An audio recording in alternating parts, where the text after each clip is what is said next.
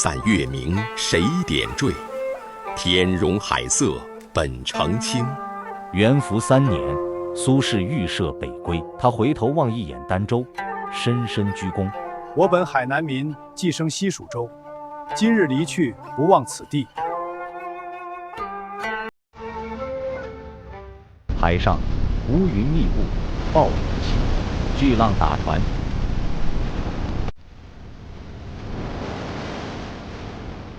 蘇過驚呼：“父親，危險！”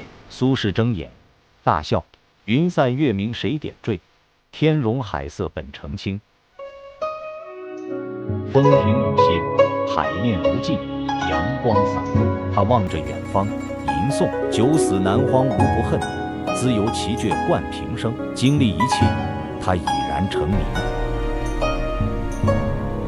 天容海色本澄清。